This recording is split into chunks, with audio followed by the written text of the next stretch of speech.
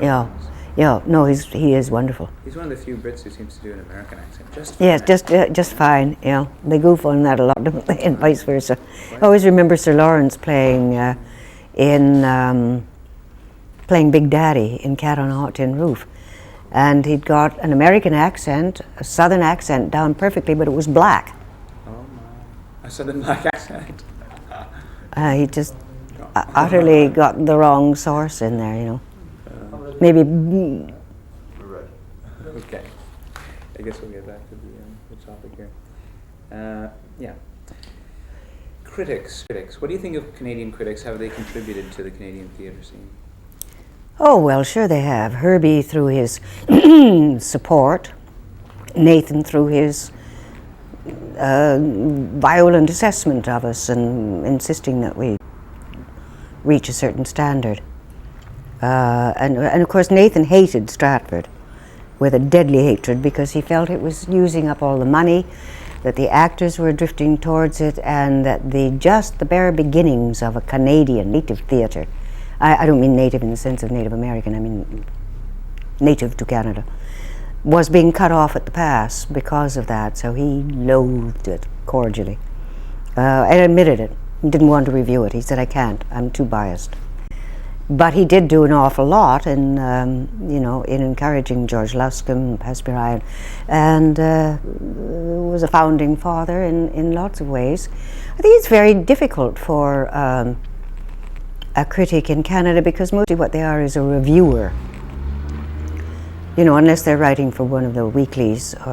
In England, I used to pay a good deal of attention to certain critics, because they would publish what they had to say about the play maybe a week or two after they'd had time to think about it, maybe go back again, and so on. It wasn't just a question of, it was a more scholarly, well-informed, to read Kenneth Tynan on a production is inspired. We have some good ones in Canada, but I don't think they're often given the opportunity to really grow in their craft. Possibly if, like Ken, they were more, because Conalog made the big decision to go and try and become more active in the theatre. And he stopped using all those long words and things now. I think they're up against it, to write for a daily and not have a chance to go on and write for a weekly or a monthly, which gives them a chance to. Also the budgets don't usually give them a chance to go and travel elsewhere a lot of the time, to see what else is going on in the world and see how it compares and so on. But I think there are people who are struggling to do it and are gradually arriving at a literary style, which is a pleasure to read. We've seen the trend towards mega productions now. What would you say in the post-war years to the 70s, the most ambitious that you can count on a hand, the most ambitious productions, largest, most expensive that you You mean Canadian initiated? Oh, expensive. It's the dog again, sorry. Panning my question, maybe? No. He hears, wherever I am, he regards it as a place that he has to guard with his life. Shut up! Shush! I can't, something I was in that was terribly expensive. I can't think of any production I was in. A multiplayer play tended to be more difficult at the stage. Normally like 6... Well, Shaw, certainly. It costs a good deal to mount. Back to Methuselah must have set them back a penny or two, because that had about 8 mammoth sets in it and lasted from 2 o'clock in the afternoon till midnight. Unless I could manage to hurry up with the very last speech and get us out at 4 minutes too. Yes, some of the Shaw productions. The Stratford ones, I don't think, when I was there, were hugely budgeted. Though indeed they must have been pricey to mount too, not as pricey as they are now, because there weren't so many actors for one thing. I wouldn't have any idea what was the most. The first time you played the new theatre in Shaw, what was that like? Was that promising, wonderful? Yes, yes, a very good theatre indeed. It's easy to be heard in.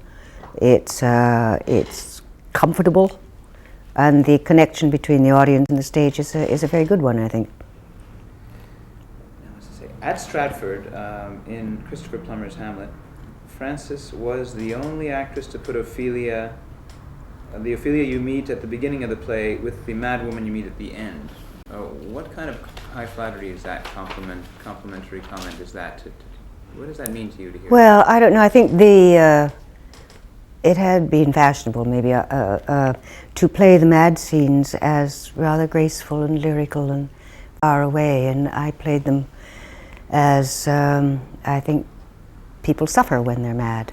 There's a good deal of agony, and that she doesn't sing those songs because they're pretty and graceful. She sings them because they are lewd. And that's another, it's a trick of the mind. There's poison coming out. And I don't know what made that critic feel I'd connected them better than usual or whatever. I think probably because I didn't play her as a little shadowy, retreating girl, but a rather feisty girl who's got a mind of her own, And she's in awe of her father, to be sure, but she is quite blunt with Laertes. You worked with Jean Gascon, who co-produced Othello at Stratford. The bourgeois gentilhomme of Richard III. Tell me a bit about this enigmatic Gascon. Oh, was he enigmatic? In a sense, as a Quebecer, I see that. No, I thought he was anything but enigmatic. I thought he was wide open. What he wanted, and he told you so in very specific terms. Now, Othello was a co-production. It was co-produced by Jean and by George McCowan, who was my ex-husband. And each of them made a very great contribution. Jean wanted to go very much for the very ornate theatre that they were accustomed to doing at the Théâtre de Nouveau Monde. And George and he argued, and George won, fortunately, I think, for the production, and said, no, that's the purpose of this thrust stage that Tony has created, is to get rid of that, so that the scenes can swiftly move one to the other. So don't have a nice musical interlude like you do with Molière, and everybody goes out and has wine and supper while a whole bunch of people change the carpets. You don't do that. You get rid of the carpets so that the story can go headlong the way it was written. So it was a very interesting production from that point of view, and each of them contributed enormously to it. That was, again, were we still in the tent then? I think we were. And I vividly remember they had built my bed out so that my head was about that far from the front row as I was lying there. And of course I was wearing a wig, which was glued. The place was extremely hot and the flies were intolerable. So as I'm lying there, dead of course, oh,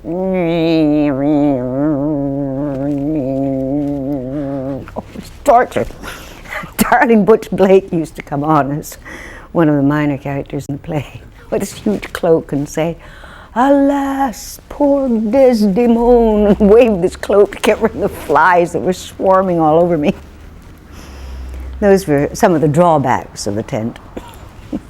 Played opposite Bruno Drusi and Michael Langham's King Lear. Bruno, what's it like working with him? Big Bruno's one of my best friends in the whole world. I just love him. And he's a super actor. And he's a little wop guy. I can say that because he calls me this stuffed up little twat from the prairies. No, he's got lots of energy and fire and wasn't frightened of the verse, and he's just a very good actor. He had a certain manner. He struck people in a certain way early on. Well, probably because he wasn't in the classic tradition. He doesn't look in the classic tradition, and he didn't act in the classic tradition, which is why he brought new vitality to the roles. When Jason Robards came up to play Hotspur, and he didn't attempt anything like an English accent. He talked cheerfully about Severn Sedgy Banks, and he had a different kind of energy from those of us who were either had been trained, as I was, in the classic tradition, or were trying to imitate it, or didn't quite know what to do. And Jason just came up and acted like Jason always does, with remarkable brilliance and great clarity and energy. Can you jump to another production, The Cherry Orchard at Stratford? There was another eye-opener for me, again, John Hirsch. When I said, I was playing Varia, who is the adopted daughter of the family, who is the only one really who sees that revolution is on the horizon and keeps trying to make these aristocratic folk pay attention, and they won't. And suffers and, is in a frantic state all the time. And I kept saying, what's all this about the dried peas in the barn? And this old man on the road. And again, John reminded me about the dangerousness of starvation. This is just post-war in Russia, and the soldiers on the road are dangerous and desperate and can do you a lot of damage. Do stop that, Rufus. That was an eye-opener. And I remember, because I had seen Chekhov in England, often performed by the sirs and dames, and I'd found it quite boring. And it wasn't until there was this wonderful bit of comic playing. There's a scene, Kate was playing Ranyevskaya, the great actress and aristocrat. And Dougie Campbell was playing Lopakhin, the man who eventually chops down the orchard and who takes over from the family and is a peasant. And Kate had a speech about, in that very river my little Grisha drowned, the loss of her baby boy. And John said, no. She doesn't even remember what the kid looks like. This is her party piece. She always tells this story to influence people, make them think how beautiful she is. So she said, So she started playing it like that.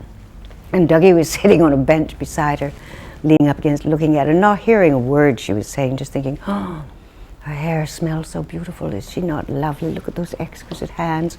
It was one of the best pieces of comic playing I've ever seen. And the audience, of course, understood what was happening and laughed. And I thought, that's what I was missing in all those grandiose productions in London. They're funny. These plays are funny. They're also terrifyingly sad, and the sense of loss in them is enormous, but they are very funny. That's another lesson learned from John Hirsch. It's almost thought as being less, as you were saying, less dramatic and less like it should be. Yes, more like human beings talking to each other. I understand that during doing St. Joan, was it, or like that, you needed an understudy because you found you were with child. I was extremely with child. When I finally finished, I was about 7.5 months, or a little farther along. And I had already done a matinee of Macbeth and was supposed to do an evening of St. Joan. I just lay down on the floor behind the stage and said, Douglas, I just can't. I'm fresh out of energy. So Norma Renault, an actress that I wish we saw more of, is one of the greatest Canada's ever produced, had been traveling with us for a couple of weeks. But that night, the high school principal, we were playing in what Bill Hutt used to call Gymnoria, and he announced to the assembled audience that owing to the bad disposition of Miss Frances Hyland, the role of St. Joan tonight would be played by Miss Norma Renault. It sounded as though I was just having a snit. Decided I wouldn't. No, how that poor child, he is handsome, lively, a happily married man, a very good father. How he ever survived being cooped up here for 7.5 months, jouncing around on a bus, I don't know. Lucky. At the Vancouver Playhouse, in your role Mother Earth, in Mother Earth, Candida, I believe, in the review it said Hyland could play any role from Minnie the Moocher to Mother Machree. How nice! What do you think of that? Yeah. What do you think of that? I think I could. What does it mean to you, Minnie the Moocher, that role?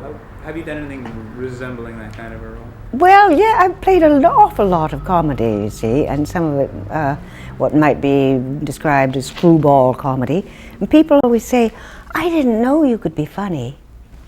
Because they have utterly failed to see that Blanche is very funny, too. She's a fool in many ways. And that, playing that old battle axe in Major Barbara is very funny. She's so outrageously snobbish.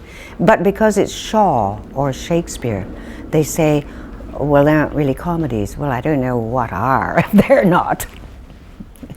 I hate to draw a short line between the pregnancy and illness because sometimes they consider it the same thing. She's off now. But you did come down with an illness, bronchial pneumonia at one point. Oh, I've had that 2 or 3 times. Yeah. And how did that affect you? Did it knock you off in a Only a couple of times because I literally couldn't make any sound. Without the point being there if you can't make any sound. No, mostly you go ahead and play anyway. In the role for Rita Joe, you said you drew on your bereftness. Yes. Well, that means that when I was a very little girl in Saskatchewan, my best friend was Rosie Three Trees. And we were great chums. But suddenly she didn't come to school anymore. And I never really got, but the way that children do overhearing conversations and things, I knew that my people had been told I shouldn't be playing with those people. So Rosie didn't come anymore.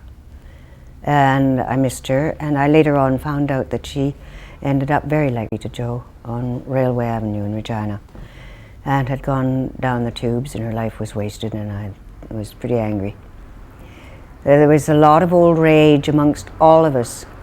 Chief Dan, for example, and Amy, his wife, had lost a little girl at about 13 because the hospitals wouldn't take her.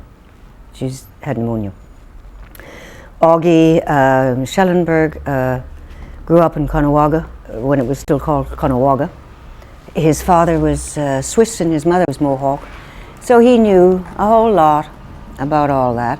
And all of us had a lot of old rage and pain in us.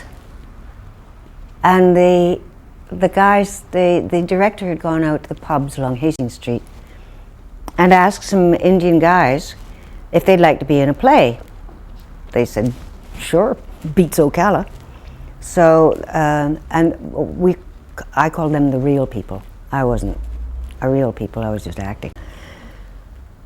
And they brought, oh Lord, I don't know what it was they brought. A kind of astonishing dignity and humor to just standing there. They were inspiring. And I remember Bob Hall, because I can't pronounce his cocky little name properly. He said, you know, Franny, I walk down the street like I'm 10 feet tall now because of this play. And later he went back and became chief at Bella Bella, where the chiefs are not hereditary, but are the one who appears to embody most the virtues they greatly admire.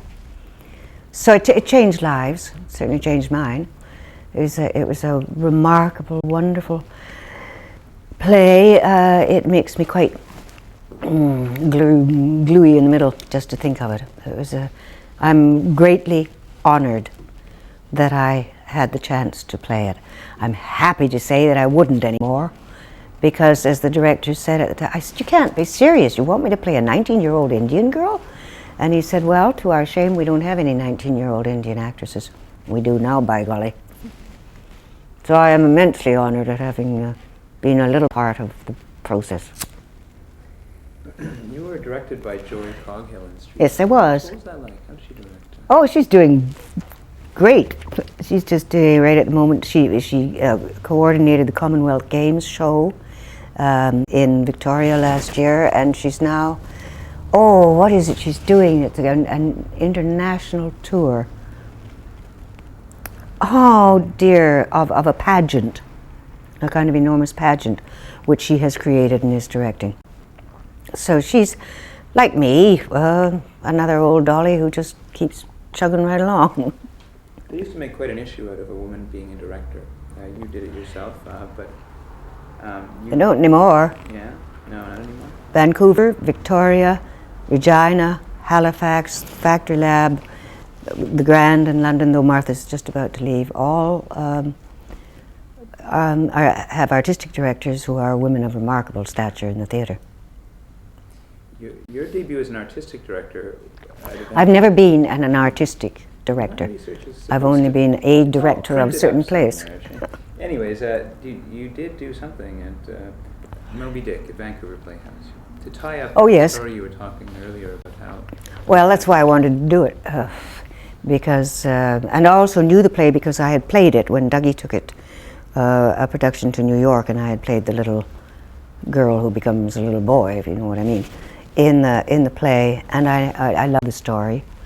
And I had some very good actors there able to take it on, and so we just did her. And I thought, well, they have whales in the harbour in Vancouver. Now, I'm just wondering, what names, or what have I passed over at this point? Because we're winding down the last 2, 3, 5 minutes or so. Well, I don't know. We seem to have covered an awful lot of territory. I'm very comfortable with it. What we didn't get up to, I guess, was things like beloved Eric Steiner, whom we don't have anymore, phoning me up and saying, got a new play by a man named George F. Walker. I'd like to send you a script if you've been interested. I've asked Donald Davis if he'd be interested, and I read this script and absolutely loved it. It was called Beyond Mozambique, and it's Looney Tunes in the way that only George can write them. So I phoned Donald George and said, I'm game if you're game. And he said, me too. So we went. It was our first experience in playing in the new theatres like Factory Lab, you know, with the new scripts. We had a ball. Shut up, Rufus! Sorry, he's such an interruptive little force. He's not usually like that. It's time for his snooze. That's tough to use as a quote, obviously, but it might be good research. Could be said with a narrator, anyway. Basically, if I was just to throw names at you, I don't see how that wouldn't be a very useful exercise. Well, it's just that, you know, that my experiences at playing at places like Tarragon and Factory have been wonderful. Okay. Theatre Plus, this is getting a little later for us, but Theatre Plus here in Toronto, you worked there? I did for about 5 years, and we had a marvellous time. It was one of the best ensemble companies ever gathered in Toronto, I think.